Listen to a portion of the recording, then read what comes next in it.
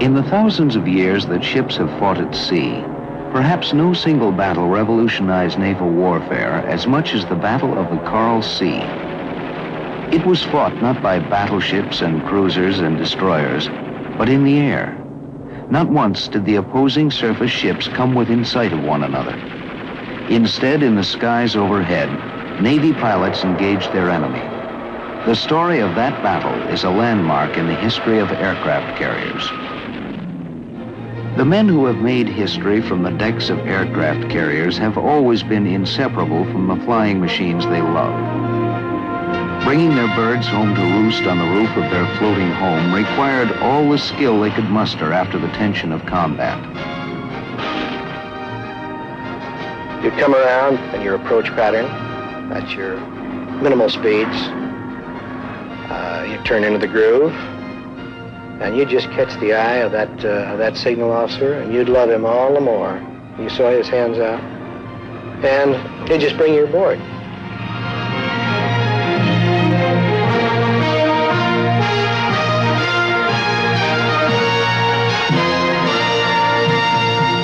After the Battle of the Coral Sea in May 1942, the first naval air battle, there was Midway in June. The engagement that turned the tide against the Japanese forces. Midway, where aircraft carriers and the planes they launched proved again the strategic value of the Navy's ungainly floating airfields. To protect themselves, the carriers covered their sky with fighter combat air patrols. If the enemy should get through, the crossfire of anti-aircraft guns would take over.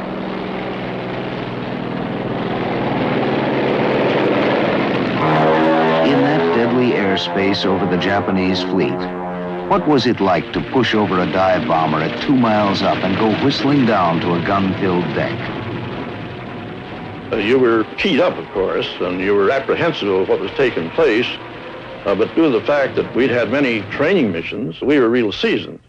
So I think the only thing that you had was the apprehension of whether you're going to make that bomb hit on that deck or not. But you were kind of thinking of that only, nothing else. There was nothing else in your thoughts. You were just doing the job that you're trained to do, and that was it. Bob Ryder, radio man and gunner, tells how it looked from the rear seat. The radioman would normally call out the altitude to the pilot as he's coming down. 9,000, 8,000, 7,000. And at 2,000 feet, you'd holler drop. But then would level the plane out.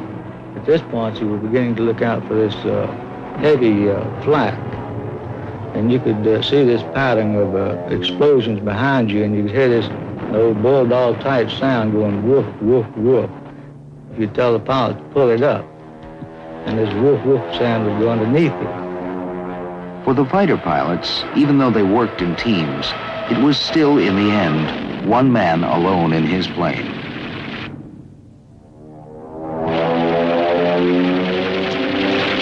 What does it take to make a good fighter pilot? Gene Valencia, a top Navy ace who won 23 and lost none, sums it up. He has to be aggressive. He has to love to fight. He has to love to tangle. But he does not, and he cannot do it foolishly. He has to know the performance of his aircraft. It's that simple. Simple? Another Navy pilot, Hamilton McWhorter, remembers that combat flying is not an occupation that accepts errors of judgment.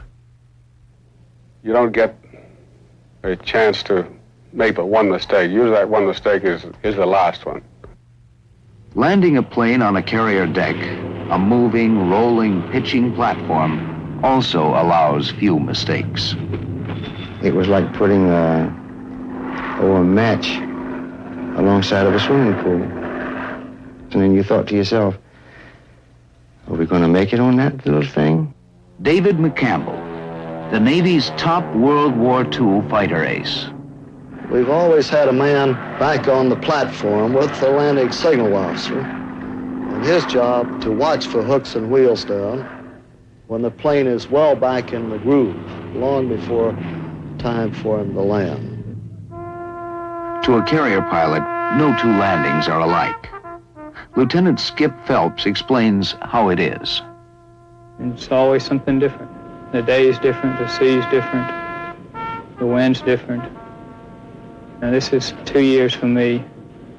Today it's as new as it was 2 years ago.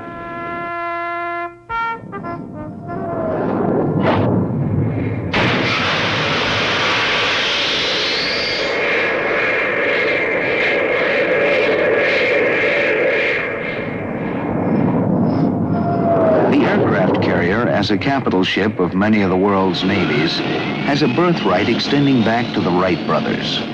Not a sleek greyhound of the sea, not a mighty battle wagon. She is a composite, a floating airfield, a battle command center, a city of men, 3,500 hard-working men. The carriers took shape by trial and error, by the changing necessities of their age. Their development was always wedded to the refinements in the design of the aircraft that flew on and off their flat-top decks. This was a marriage of convenience, unsure at first, but a marriage that has grown in importance. Today, their 20th century machinery demands crews that include highly trained technicians, engineers, electronic specialists. The floating airstrips of World War II have doubled in size to become airports, like the USS John F. Kennedy and the nuclear-powered Enterprise and Nimitz, with flight decks covering 4.5 acres. This mobile air base, the Kennedy, can steam to any trouble spot at 600 nautical miles a day. Her airplanes can go to 85% of the world's surface. The Kennedy is free to roam where it chooses.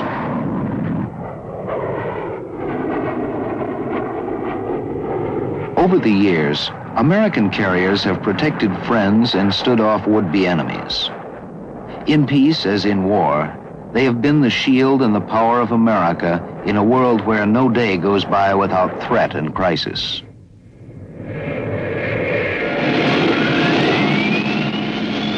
A ship is nothing by itself but steel and machinery. When you put people aboard, it becomes a living thing. And it was with people, visionary and insistent, that the aircraft carrier had its beginning in the first decade of the century. The year is 1909. William Howard Taft is our president. The automobile is still a newcomer in our streets. Hardly have we succeeded in propelling ourselves along the ground on 4 wheels with the gasoline engine, then the Wright brothers have used it to propel themselves through the air. Now, Orville Wright is demonstrating a later model at Fort Myer, Virginia. Navy Lieutenant George Sweet, attending as an observer, reports back, "The Navy must have that. It will be most important to us." With these words, he sets in motion forces that will change history.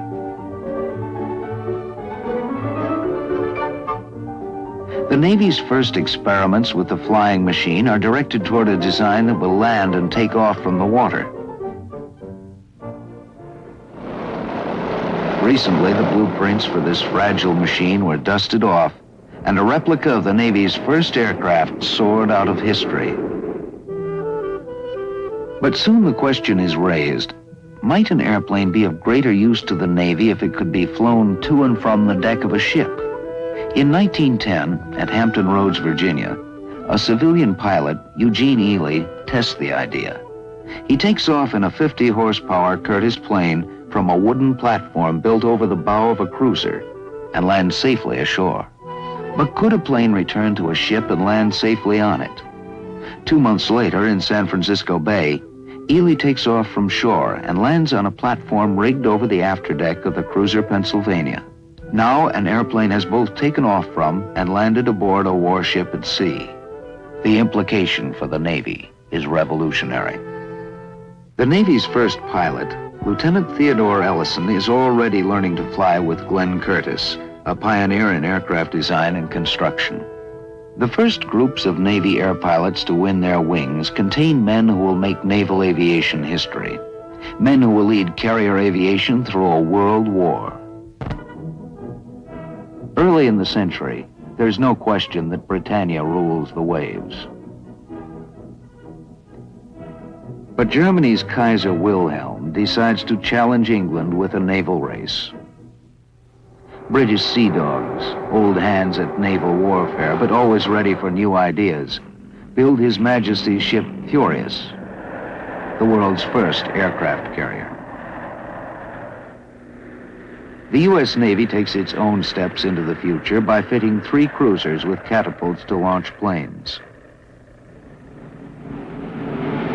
But as America enters World War I, the battleship continues to play the star role as the capital ship of the fleet.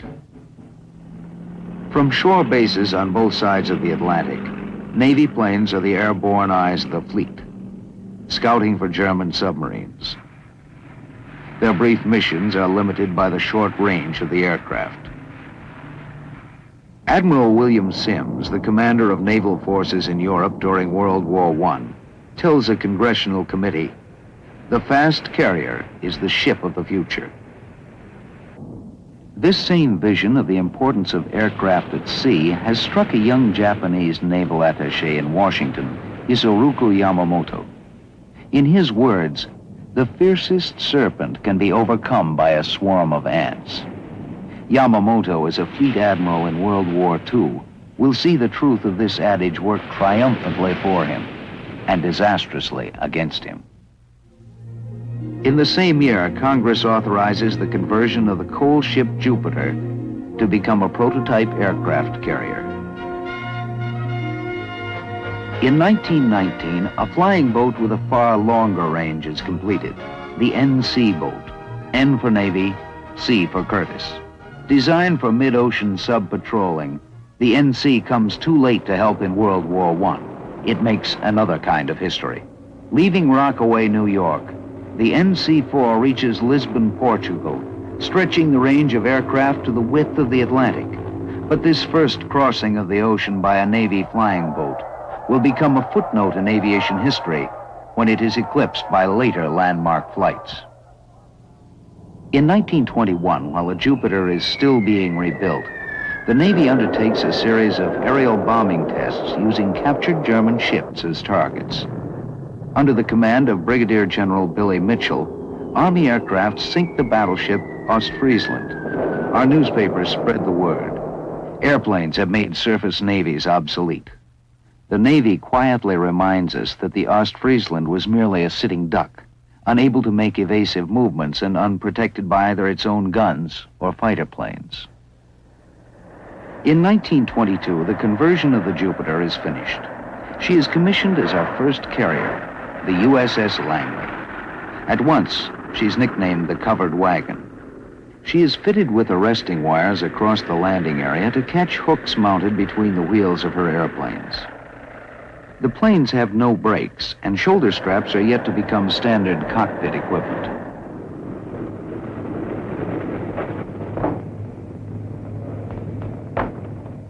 In these days, Navy pilots with tongue-in-cheek define a successful landing as one which the pilot can walk away from.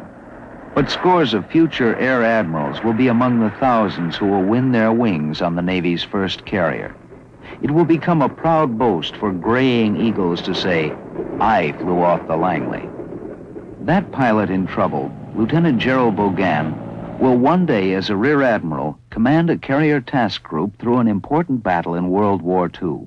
My tail hook, as it sometimes would happen, instead of engaging the arresting wire, rode one of these fore and aft wires, which caused the plane to slew to the left. There were several people, including Commodore Reeves, standing in the gallery near the 2 smokestacks on the port side, and I was afraid that my propeller would chew them up. So against all regulations, I gave her full throttle, and I did a very beautiful wing over the port side and into the drink. I was picked up by the plane guard. Retired Rear Admiral Leslie Garys was another Langley eaglet. The qualification consisted of 3 successful landings and takeoff. And once you'd made 3 of them, you were a carrier pilot. And of course, we built this thing up. Those of us who were carrier pilots, we affected to look down our nose at all other aviators because we were Langley pilots. And we built this all up to be quite a thing, and then later when we got the other carriers, and it was our job to train and classify other carriers, then we had to break it all down again and convince everybody it was easy and safe and nothing to it. That Langley was really something. The 1920s, the jazz age, the golden age of sports and bathtub gin. The era of wonderful nonsense. Beneath the facade of frivolity, there is a desperate desire to prevent a second world war.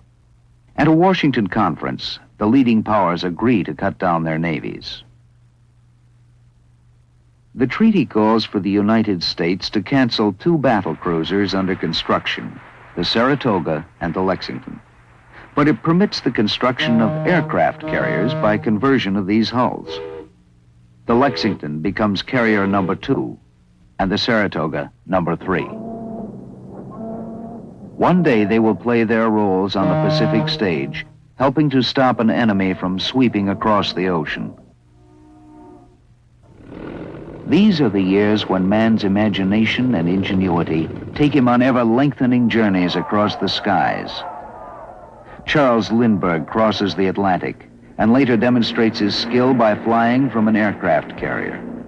Airmail service begins. The United States wakes up to an age in which men are accepting the challenge of flight and enjoying the thrill of accomplishment in the sky. In 1929, Navy pilots practiced their trade in a fleet exercise at the Panama Canal.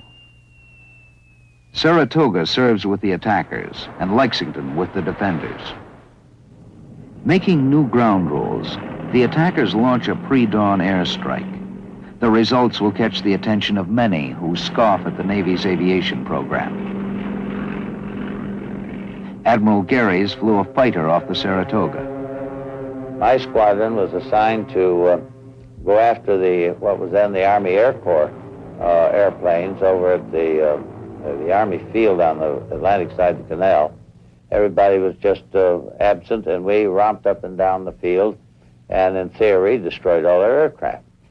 The bombers went in, and the scouts were bombing, and I think the other fighter squadron was romping around over Miraflores. Anyway, by 8 o'clock, 9 o'clock, we were all through. Well, the umpires declared that the battle fleet had won the war because the Panama Canal had been so damaged by this air attack that it was out of commission, couldn't function. Was it established fleet aviation as a real combat arm of the fleet.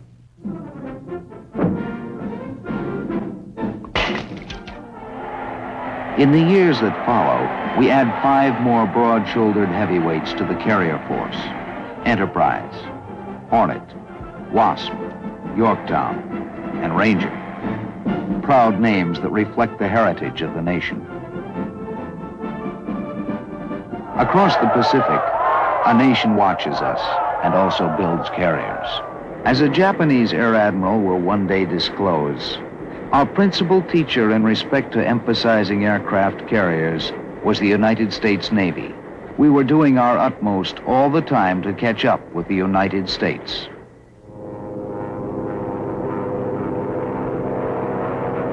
Naval aviators learn the thrill of aerial acrobatics, skills that will one day be used in combat.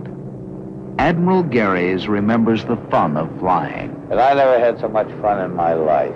In those days, it wasn't, as I say, we were, to some degree, kind of pampered pets, prima donnas. We were developing dive bombing techniques. We were developing formation and tactical technique. We had a pretty free hand. Hollywood, for the first time, makes screen heroes of this new generation in MGM's feature film, Helldivers. Wallace Beery and Clark Gable are the friendly rivals. A nice bet on you, Wendy. Good. Say, listen. All I wish there'd been real bullets in that gun up there today. Oh, yeah? Yeah. Well, if those had been real guns instead of cameras, they'd be kicking dirt in your face right now. Yeah? Yeah, and Baldy here'd be playing taps for you on a piccolo. I don't like to play tap. Make me cry. Hey, listen, you can't be the guy that's been the champ of this outfit for 5 years. No? No. Hey, I've only been here 5 days, and you're through already.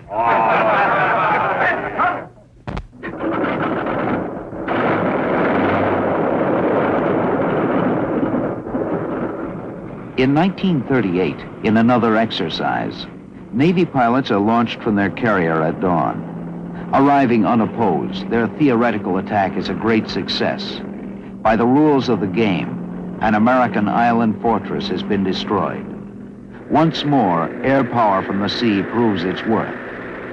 The island base, Pearl Harbor.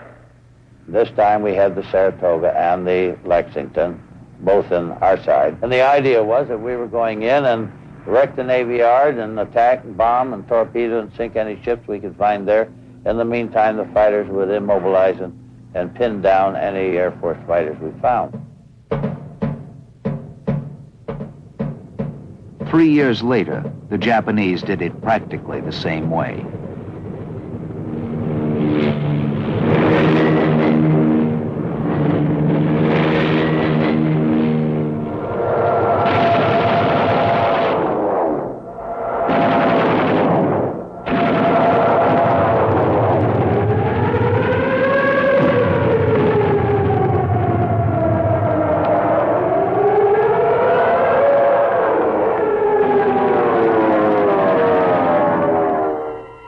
Under the command of Admiral Yamamoto, Japanese carrier air power had challenged a fleet considered the strongest afloat.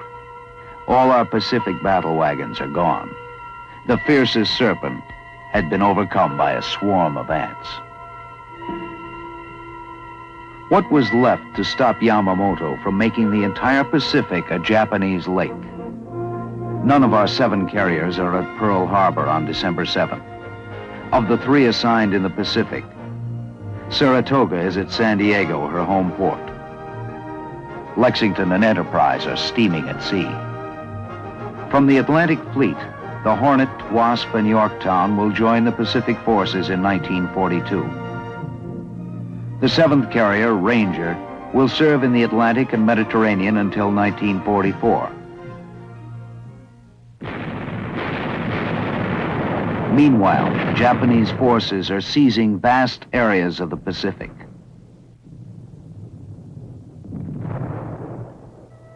To let the enemy know we are still fighting, Vice Admiral Bull Halsey, commander of what's left of our Pacific Fleet, sends his carriers on hit-and-run raids against the enemy shore bases.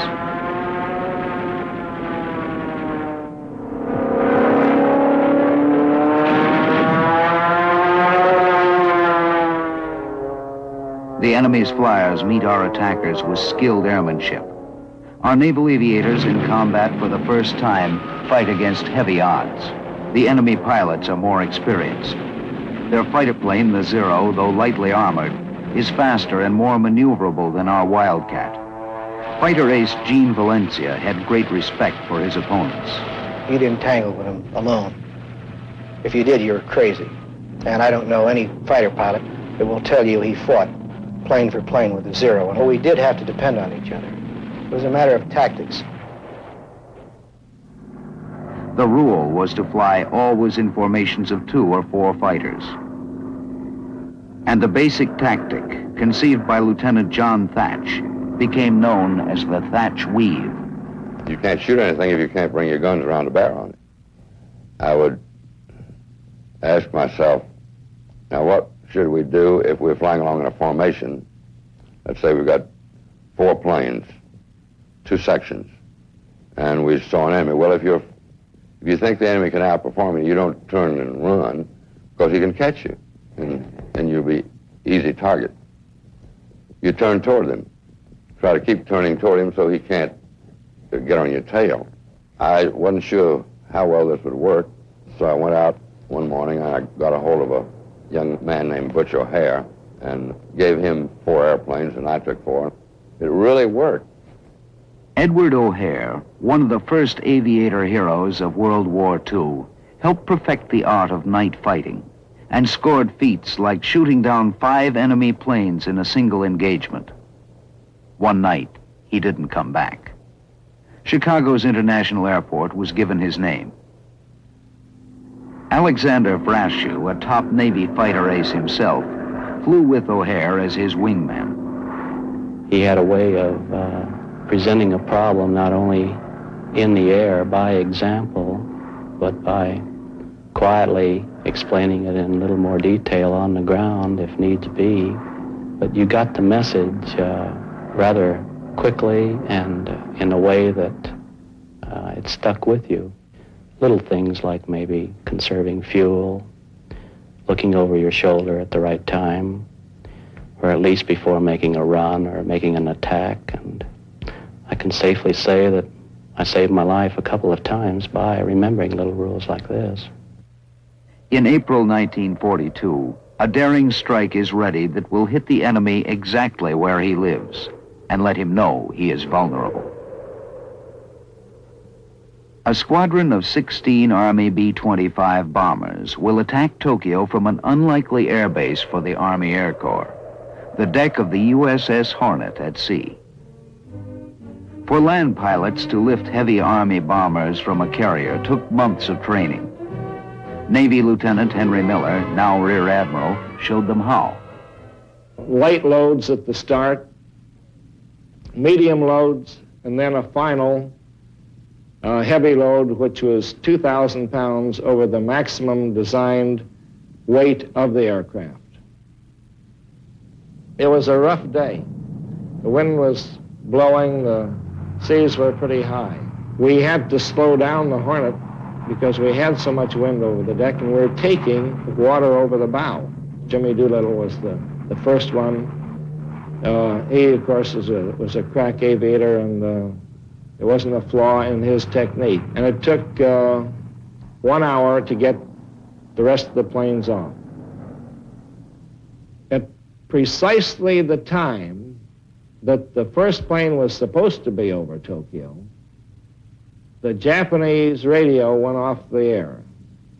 And then it came back on the air and was talking about the enemy planes over Japan. Cheer went up all over the ship because we knew they got in there and were dropping their bombs. It was a tremendous shot in the arm for the great American public. 3 weeks later, the Yorktown and Lexington, in a far corner of the Pacific north of Australia, steamed toward an enemy fleet. Facing them was the test for which the Navy had been training for 20 years. In the tradition of great battles at sea, Trafalgar, the Monitor and Merrimack at Hampton Roads, Jutland, the planes of the Saratoga and Lexington would meet their rendezvous with destiny over the Coral Sea. For the first time in history, a naval battle would be fought only in the sky.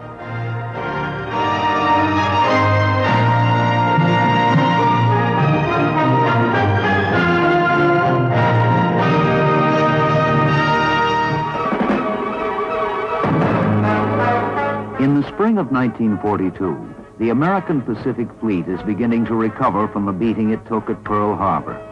None of the Navy's 7 aircraft carriers were in Japanese bomb sites on December 7, 1941. In the months that followed, carriers engaged in hit-and-run attacks on enemy bases. Early in May, an enemy force led by 3 carriers is making an end run around New Guinea to capture Port Moresby. If they succeed, they will have a springboard to invade Australia. To stop the oncoming enemy, a U.S. force moves into the Coral Sea, spearheaded by the carriers Yorktown and Lexington. The result is the Navy's first major fleet engagement of the century. For naval historians, this is a first. The first sea battle in history in which the opposing surface forces never come within sight of one another. The Lexington's fighter squadron commander, now retired Vice Admiral Paul Ramsey, remembers this battle. Of course, we didn't see each other except by air. We didn't see, the surface forces didn't see each other. In most sea battles, normally the opposing forces are inside of each other. In this particular case, they were anywhere from 300 miles to 100 miles away. We made attacks on them and did some damage, which at that time we didn't know, but we caused quite a lot of havoc. In the meantime, the Japanese had attacked the Lexington and the Yorktown. They put one bomb in the Yorktown flight deck, which did not severely handicap her for landing operations and takeoffs.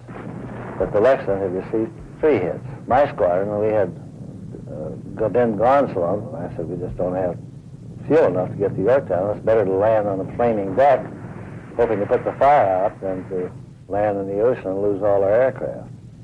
So they let us land aboard the ship. No fire pressure on any of the hoses throughout the ship, which was just devastating. So after, maybe 2.5 or 3 hours, it got so bad that the skipper said to abandon ship. The Lexington sank during the night with her battle flag flying. Also sunk an American destroyer and an oiler. Japan loses a carrier and a second is damaged. Who won? In the view of Captain Ted Tuleha, naval historian, although they sank more of our ships, they did not get Port Moresby, which was the essential aim of their war plan. So the aircraft carrier involved in this battle proved to be the essential instrument. Yet there was another test that was required, whether an entire fleet could be knocked out because of the presence of air power. The Navy prepares for the inevitable next test. New Navy pilots are being trained by the thousands. Shipyards work around the clock. But time is running out. On the staff of Admiral Chester Nimitz, Pacific Commander, a team of code breakers has untangled a mass of enemy radio messages. They contain grim news. Early in June, hardly a month after the Battle of the Coral Sea, and 5,000 miles to the north, Admiral Yamamoto plans a massive attack on Midway Island, a strategic American outpost. His objectives are to secure an advanced base for new all-out attacks on Pearl Harbor and to lure the remnants of our Pacific Fleet to annihilation. The odds are overwhelming. Admiral Nimitz has no battleships against Yamamoto's 9. Only 8 cruisers against 15. Facing 4 Japanese carriers, the Hornet, Enterprise, and hastily repaired Yorktown. But we have the advantage of knowing Yamamoto's plan. Reinforcements are flown into the Midway-based squadrons. The battle commanders, Rear Admirals Frank Jack Fletcher and Raymond Spruance, place their 3 carriers in wait north of Midway. Wade McCluskey, then commander of the Enterprise Air Group, now a retired Rear Admiral, remembers how it started for him. I was called into Admiral Spruance's cabin, and he told me then it could be a turning point because we had very few ships left. So if this was going to be a major battle and we were defeated, well, that meant the end of the war practically. Then it was 8 o'clock before we actually got a report of the Japanese striking force, which included their carriers. And then it became our time to take off. Fiercely, unflinching, knowing the stakes, 8 waves of our airmen go after the Japanese fleet. Dive bombers, torpedo planes, and fighters. The American carrier pilots, with the odds stacked high against them, will score an incredible victory. About 5 after 12, using binoculars, and I was still at 19,000 feet, I discovered straight ahead about 30 miles the Japanese striking force. Unaware of the nearby American carriers, the Japanese are caught at a great disadvantage. In the sights of our dive bombers as they scream out of the sky are Japanese flight decks packed with airplanes and high explosive bombs. The Japanese pay a heavy price. When the Holocaust ends, their 4 carriers with their planes and a cruiser are at the bottom. What makes Midway so distinctive in contrast to the Coral Sea is that it was a decisive battle. Clearly, this was the end of, the beginning of the end of Japanese naval power in the Pacific. But we also pay a price. Our carrier Yorktown is lost and more than 100 airplanes put out of action. we had terrible disasters, and I think particularly with our torpedo planes. These were really old-fashioned types of aircraft to engage in a modern battle. And the torpedo squadrons which took off from the 3 carriers we had available got slaughtered. One was wiped out completely. This was Torpedo Squadron 8 under the command of John Waldron. There was one survivor. His plane crashed, but he was fished out of the sea a little later. The one survivor of Torpedo 8 at Midway is George Gay, today an airline pilot. Most of us were brand new ensigns right out of training. When we got to Midway and were to make our takeoff, it was the first time we'd ever carried a torpedo, pickle as we called them. We just went into the fleet, tried to get around the destroyers and then the cruisers and things to take whatever came first as a target. They had about 75 airplanes down there trying to eat us up, and we only had 15, so we didn't last very long. I was tail end Charlie, last aircraft in the whole formation, and I was kind of sitting back here watching this whole thing. I made my attack on this carrier, and I somehow got in close enough to drop my torpedo and get through. I couldn't use this hand. I had a bullet in here and one in this arm. The Zeros jumped on me again out on the other side and shot me down. So when I came back to the surface, bumped into my life raft. Also, this black cushion. I didn't want them to pick me up. So I put this cushion over my head, and I would turn this sideways to any ship or anything that was close, and I could watch them out of the corner. I'd see through this thing. They were looking at me with binoculars. But they'd see this thing and assume that it was a box or a piece of debris or something rather than my head bobbing up out there, and they passed me up. I was able to stay there all day, even though they were picking people up all over the place. I'm sitting right in the front row here of this big battle. I saw our dive bombers come in and knew all those boys too, and I knew that this was their first dive, not only with a bomb aboard, but in that airplane. So I was just cheering like a football game. The PBY came by, landed on the water, and picked me up in this PBY. Took me into Midway. I lost about 24 pounds during that time. When I got down to Pearl Harbor and the Admiral came in, Admiral Nimitz, he said he wanted to know about it. A fisheye view and a front row seat to the biggest naval battle in history. Well, I'm kind of proud of that. I don't want to go through it again just to lose 24 pounds, but it was something to remember. A grateful nation comes to idolize these flyers who can leave their mobile airstrip with no assurance it will be afloat to come home to. In all their jokes, they laugh off the mortal danger of their trade. One pilot, amid the chaos of an aerial dogfight, radios to his squadron, "Buy war bonds. Somebody's got to pay for all these fireworks." Another, overwhelmed by Zeros, radios his ship, "I've got 4 already and 30 more cornered." The deck crews scoffingly call the flyers Airedales, but worship them. The flyers make no secret of their own respect for the deck crews. I trusted the man that put that aircraft under me, and I think that's a supreme compliment you can pay somebody.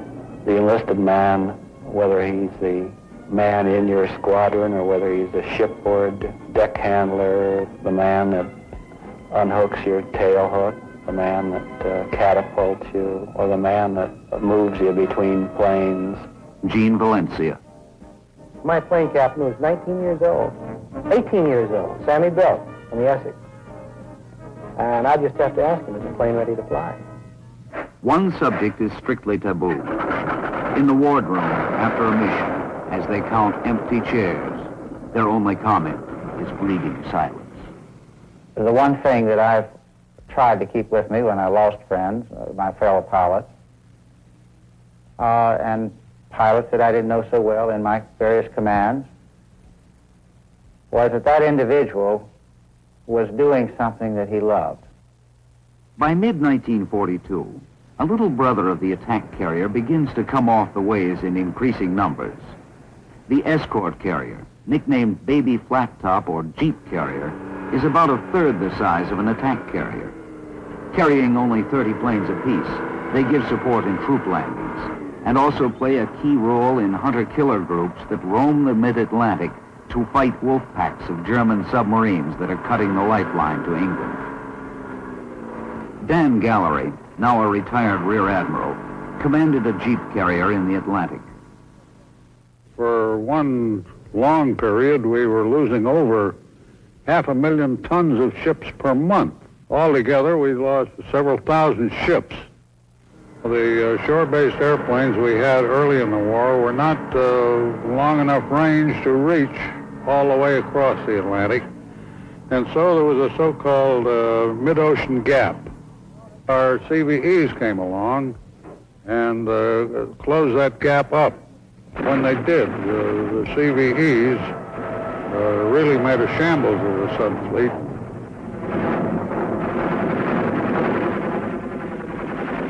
In this bizarre war between birds and fish, the Jeep carrier Guadalcanal manages to capture a whole live submarine. We took it in tow and brought it home, and incidentally, it's now parked at the Museum of Science and Industry in Chicago. In the Pacific, both sides have been so badly mauled that there are no major fleet engagements for a whole year. We use the pause to bring out a new generation of carrier planes. The Wildcat fighter gives way to the Hellcat and Corsair. Swifter, more agile, they fly higher and have better guns. The dive-bombing Dauntless is succeeded by the Helldiver. The torpedo plane Devastator by the Avenger. The Navy gives them letter number designations like F6F and SB2C. The pilots have their own names for planes they dislike, such as Beast and Turkey. But the Hellcat wins a famous tribute from Gene Valencia. Well, I was so happy with the plane, when I got back aboard the Yorktown, I said if the F6F could cook, I'd marry it. We were awfully proud of it. It was a rugged plane. It maybe wasn't quite as maneuverable as the Zero, but it could stay with it. And it was tough. The new Essex-class carriers, which had been on the drawing board before the war, start reaching Hawaii in May 1943. The Ford Island Tower greets one. You look good out there, honey. The new ships become the heart of a fast carrier force, screened and protected by battleships, cruisers, and destroyers carrying thickets of anti-aircraft guns. The task force is organized in groups of 3 or 4 carriers, each of which can operate independently. At times, this awesome force will include as many as 17 attack carriers, stretching 50 miles across the sea, capable of putting more than 1,000 planes into a single strike. No fleet in history has ever packed such a punch. A vast service squadron following in its wake serves as gas station, grocer, arsenal, and machine shop, enabling the carrier force to stay at sea months at a time. The enemy, often under simultaneous attack at widespread points, becomes convinced there must be 2 such forces. We encourage their confusion by giving the force 2 alternating numbers. It's called Task Force 38 when assigned to the 3rd Fleet, and Task Force 58 when it is with the 5th Fleet. It is alternately led by Admiral John McCain and Mark Mitcher, who is to be remembered as one of the Navy's greatest admirals. Retired Admiral Arleigh Burke was Mitcher's chief of staff. And he knew his aviation. He'd been in aviation all of his life. He knew when an air group was getting tired. He talked to a lot of pilots every time they came back from a flight. One of the best naval officers I've ever known. In February 1944, the task force tackles the heavily fortified island of Truk, main anchorage of the enemy's Central Pacific Fleet, called the Japanese Gibraltar. Captain Armistead B. Smith found himself in history's greatest dogfight, in which our tactics and new planes paid off 15 to 1. The enemy put up a lot of airplanes, then they began attacking, and they didn't stop attacking for the entire operation. Every time you turned around, you could anticipate another airplane. I had a lot of luck, and I shot down 3 airplanes, but at the same time, I got shot down myself.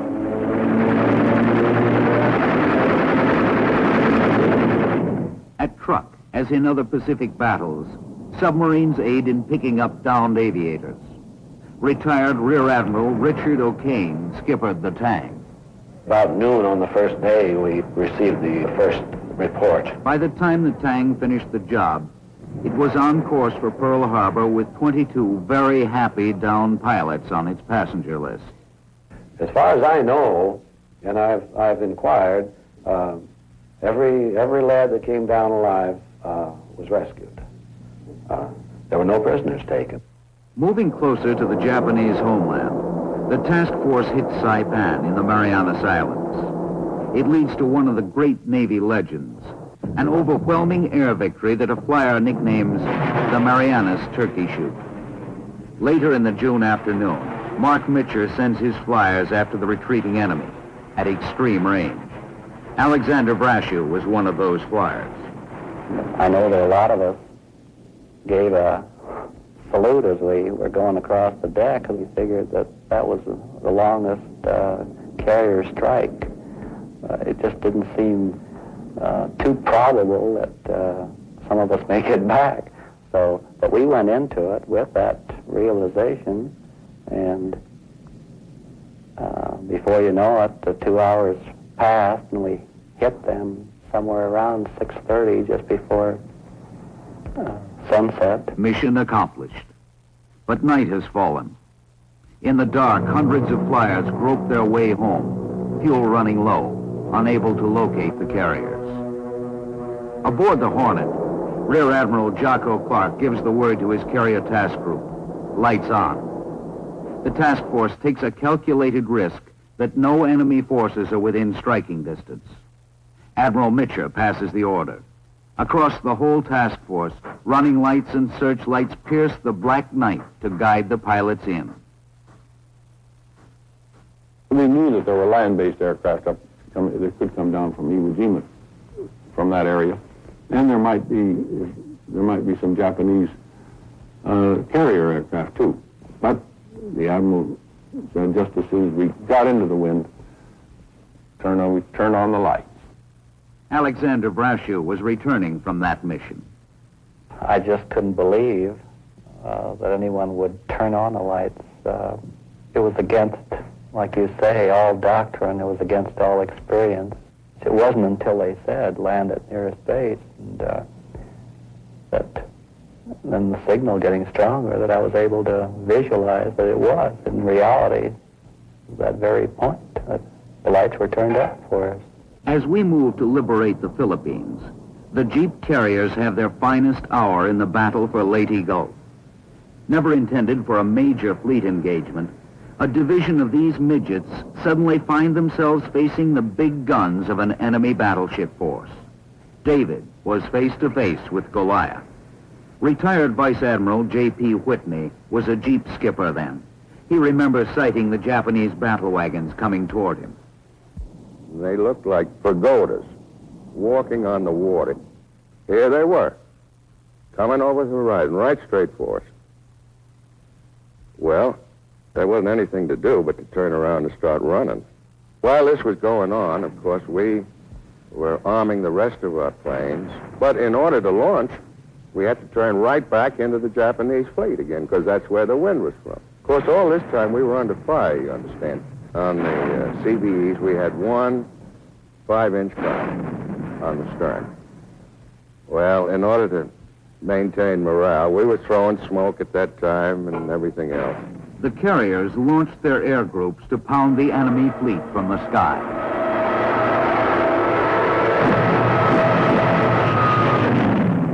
In the late morning, after we'd been under fire for over 2 hours, the Japanese admiral turned around and headed back. I read somewhere that he thought that he was running into the heavy carrier groups. And here we were, just little CBEs. The last spring of the war finds us on Okinawa, doorstep of Japan. In desperation, the enemy launches mass suicide attacks called Kamikaze, or divine wind, for a storm that saved Japan from an invasion fleet in times past. In all, Japan sends more than 2,500 planes out, laden with high explosives, to hurl themselves down on the decks of the fast carrier force. Most are brought down before reaching their targets. Some fulfill the goal of the divine wind.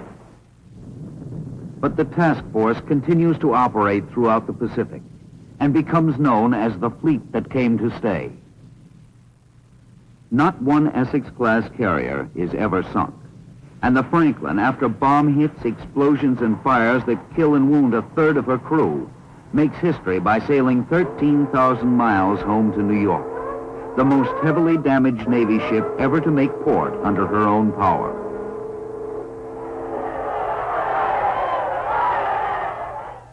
With the Japanese surrender in 1945, a war ended in which the aircraft carrier had taken the place of the battleship as the spearhead of naval power.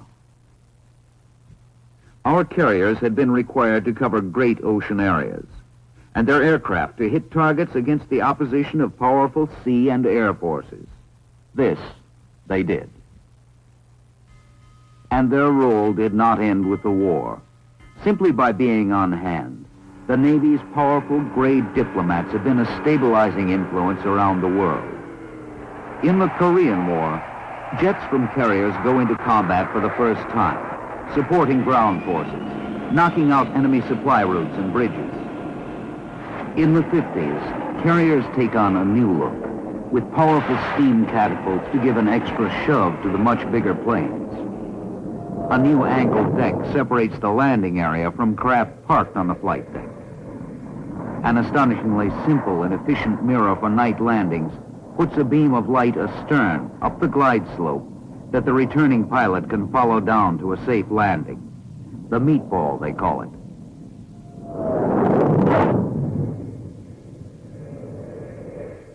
In the missile crisis of 1962, carriers helped blockade Cuba until the Russians take their nuclear rockets home. As new carriers like the Forrestal and Kitty Hawk go to sea, older attack carriers switch to the role of submarine hunter-killers, with radar systems that see over thousands of square miles of ocean and sonar that can hear down to its depths. In Vietnam, a new enterprise, 8th ship with that name, and the largest ship ever built, joins Task Force 77. On its nuclear-powered engines, this marvel can cruise 20 times around the world without refueling. New planes like the Phantom, Crusader, Skyhawk, Vigilante, Corsair, and Intruder have taken their places on the catapults of our Navy's carriers. Captain Julian Lake, skipper of the John F. Kennedy, has seen carrier flying come of age. The type of flying that we do has become highly precision. We're doing things now that they never dreamed of doing back in the early days. We take the whole air wing complement of a modern attack carrier and operate it in just about all kinds of weather conditions, day and night. Back when I started flying, the night business was a specialty. To the new pilots who fly the new planes, Artie Doyle, a retired admiral who won his wings a half-century ago, pays this tribute. The first plane I handled probably didn't cost more than a few $100s, a few $1,000s. Think of a young ensign, graduate of the training command, being given a $3 million airplane and told to land it aboard an aircraft carrier. They're the cream of the country. In the half-century since the coal ship was converted to become our first aircraft carrier, a whole new world has come into being, with new confrontations, new crises, and a naval doctrine in which the carrier serves as the primary guarantee of the free use of the seas. I think that the best word for the attack carrier, or for the aircraft carrier itself, is versatility. It has run the gamut from being a tool to support amphibious operations, to showing the flag, At one time, not so much anymore, it was a very important part of our nuclear deterrent force, but it could immediately shift from that purpose over to a limited war purpose. As you well know, in Lebanon this was demonstrated. In every engagement or confrontation that we have had, virtually every one, the attack carrier has had a vital role to play. And I see no lessening of that role for many, many years to come. More than ever, the tribute that World War II correspondent Ernie Pyle paid the aircraft carrier still holds true. A carrier is top-heavy and lopsided. It has the lines of a cow. It doesn't cut through the water like a cruiser, knifing romantically along. It just plows. Yet a carrier is a ferocious thing, and out of its heritage of action has grown its nobility. Every navy in the world has as its #1 priority the destruction of enemy carriers. That's a precarious honor, but it's a proud one.